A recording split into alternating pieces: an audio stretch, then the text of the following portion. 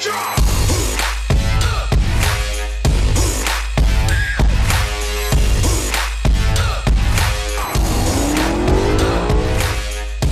les amis, j'espère que vous allez bien. J'aimerais vous parler aujourd'hui, on va dire, d'une catégorie qui commence à m'insupporter. Donc si j'ai une pointe d'agacement dans la voix, ne m'en veuillez pas. Je veux parler des vendeurs de rêves 2.0, enfin qu'on ne retrouve pas forcément que sur le net, mais aussi dans la vie réelle. Vous savez, les rêveurs et qui vous vendent leurs rêves et qui s'autoproclament, on va dire, faiseurs de miracles.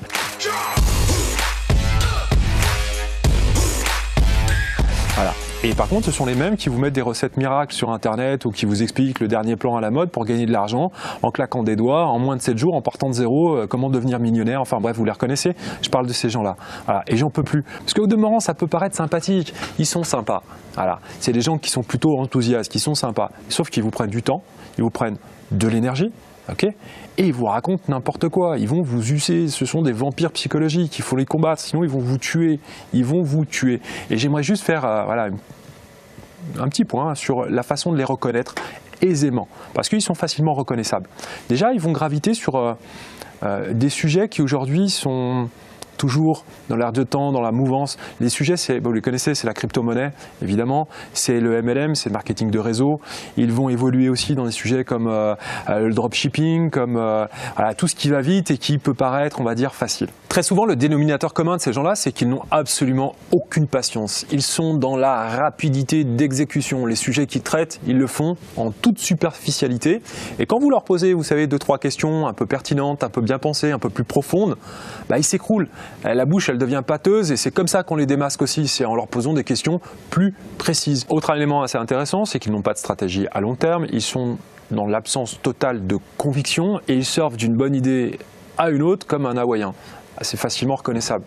Et d'autant plus que derrière, ce qui va se passer, c'est que cette absence de conviction amène, on va dire, une vision au jour le jour, quoi. On surfe de la bonne idée à l'autre. Donc au final, même pour aller faire les courses au supermarché et faire une liste, c'est pas leur truc. Donc imaginez bien pour monter un business. Donc c'est compliqué quand même. D'un point de vue psychologique, c'est du drop naming en permanence.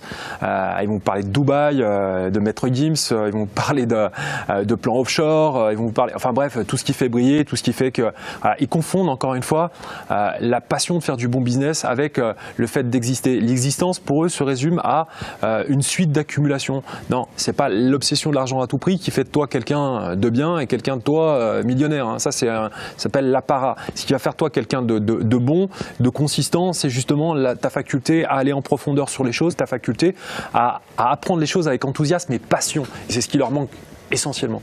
Et au final, il n'y a pas de passion, il n'y a pas de compétence. Il n'y a pas de compétence surtout, et c'est ça qui me gêne. Voilà, et ça, c'est insupportable. Ouais, je pense que sur la définition globale, vous les aurez reconnus. Moi, ce qui me gêne encore une fois, c'est qu'ils sont dangereux dans le sens où déjà, ils ont une aversion au risque qui est caractérisée, c'est-à-dire quand vous leur demandez je sais pas, par exemple, d'être payé au résultat, ils ne veulent pas. C'est-à-dire, en fait, ils n'ont rien d'un entrepreneur, ils n'ont absolument rien de courageux. Ce sont des gens qui vendent encore une fois du vent, mais ça fonctionne. Et c'est ça qui me gêne le plus. C'est que ça fonctionne. Il y a une tonne de personnes qui vont acheter leur formation bidon à 150 balles et qui vont avoir une version, on va dire, biaisée de l'entrepreneuriat.